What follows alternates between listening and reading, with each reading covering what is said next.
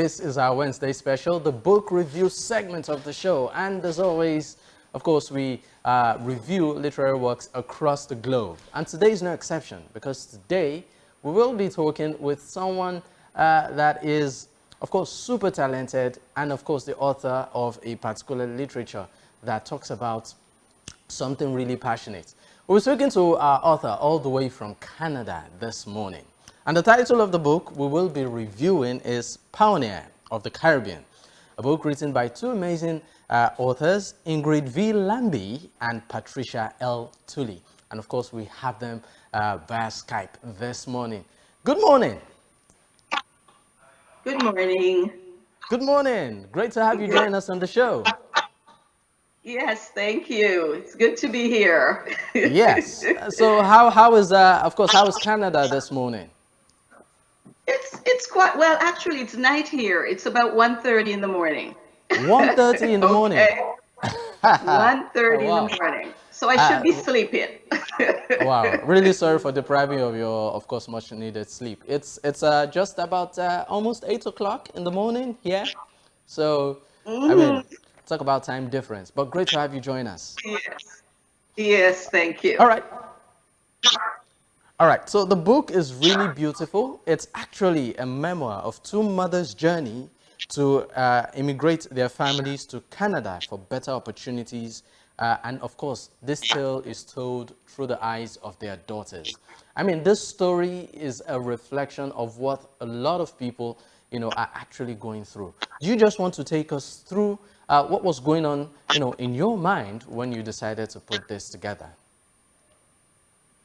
Yes, well, the main reason why I decided to write the book was I work with seniors, and it was listening to their stories and their experiences that made me think it would be important to write this book.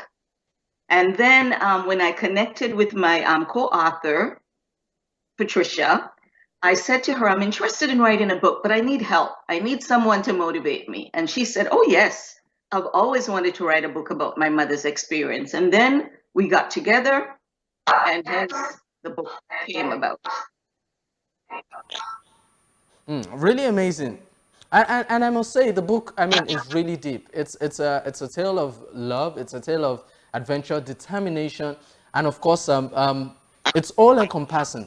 But more importantly is that the book is very relatable because it actually also tells the story of a lot of people, particularly from this part of the world. Was that also taken into consideration when you put this book down? Yes, yes, I wanted to write about the Afro-Caribbean experience and also to enlighten, because in Canada, not many stories are books are out there about the Afro-Caribbean experience. So I think it will be a learning experience for most Canadians. And also it will connect all Afrocentric people, be it from the Caribbean, be it from the Americas. And let us realize that we all have similar experiences and we all draw from the same strong cultural background, cultural gifts. We all connect that way. So I'm hoping the book will enlighten us and get us to appreciate our gifting and the way that we've been brought us, usually connected to grandparents, because the book shows that connection, the interfamily connection of how we're raised and how we're brought up.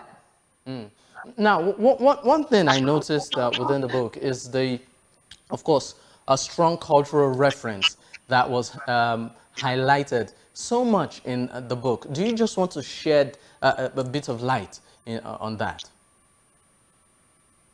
Yes, yeah, because I'm from the Caribbean, and yes, the Caribbean has a very strong cultural background. Of course, our heritage are African, European, Spanish, so a lot of mixtures. But coming from the Caribbean, there's a strong emphasis on music, arts, creativity. And even when I went back to highlight my parents, what I found it did is it made us aware, because when you travel and you come to a predominantly European culture, sometimes you get lost in the dynamics and you lose your gifting. and your strength, and you forget that you also have a strong heritage. You also have a strong history. You also have a strong culture that will sustain you through all your trials and tribulation, especially when you're immigrating to a new land. So that's what I feel is the strongest emphasis that the book did for us, and I think it will do for the readers as well. I mean, the book is so deep. At some point, one would, I mean, get emotional. Would you say any part of the book, I mean, during the process, did any part break you emotionally that, you know, you probably had to take a bit of a break to continue in it? Yes, yeah. I personally, 'cause Patricia, my co-author, wrote a lot stronger in the beginning than me. When I got to about chapter 3, through my story, because the book is in 2 parts, I did have to stop because the earlier years, especially with my grandmother, was very, very trying, and it brought back a lot of memories. And um, I'm going to say our culture, the Black culture in general, we're very linked to our grandparents. And my grandmother was like my second mother. So when I was rewriting that history, it brought back so much of her richness. And it made me realize just how much I miss her. And even when we had immigrated, I had to leave her behind. So it did bring a lot of that back. And I really had to just kind of take a break, take a deep breath, and then continue on. But I think it was good. It was also healing. There, I mean, seems to be a bit of, well, I say, cultural fade off, particularly from people. Let me use Nigeria as a typical example. So a Hmm. family migrates to, say, maybe the US. They give birth to children there.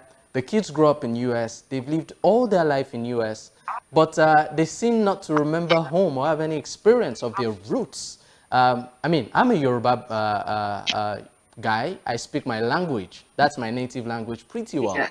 But this might not be the experience of some other Yoruba people, you know, on the other side of the world. Uh, would you say your book, in a way, would help people, particularly those that probably have never experienced their root before, want to go back home to do some sort of a tracing?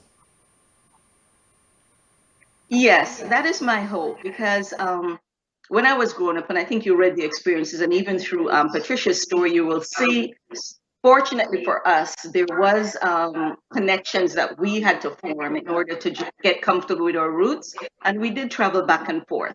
And the book also mentioned that I do have a son, and when I was raising my son for 3 years, towards the end of the book, he did go and spent some time in Jamaica, and that was so enlightening for him and really got him grounded in his culture and really built up his self-esteem. So the era we're now in, kids are losing that because a lot of, it's like second generation. So we do need to get back to that or create pockets of that back in our culture now so that people can connect with their cultural heritage, especially in the Afro-Caribbean communities. Or, of course, we'll let you go. I want you to pick a paragraph in that book, your favorite paragraph. I know all of it is your favorite, but that part that probably broke you the most, and just read it out for us. Okay. All right. I'm going to read the part with my grandmother. It's in the earlier part of the book. As a child, I loved going to market with my granny, as Ruth was called by her grandchildren. The smells of the marketplace always provided a warm, comforting buzz, and my eyes would dart around trying to take in all the sights and sounds. The sellers would be adored in colorful gingham printed garments with full aprons to keep their clothing clean and intact. The higglers would be calling to all the patrons coming into the market in a sing-song fashion. One such phrase they would call out to me was, "Come here, pretty gal, come and try me ripe banana." Really deep, really, really deep, I must say. What is that one thing you hope any reader will take from the book? I want the readers to recognize their gifting, their cultural gifting, go back, research if they were never given that, use that as their strength, especially in times of struggle and strife, and also use that to determine where they need to set their goals and where they need to set their purpose in life. That's really important to do. All right, how do we get the book?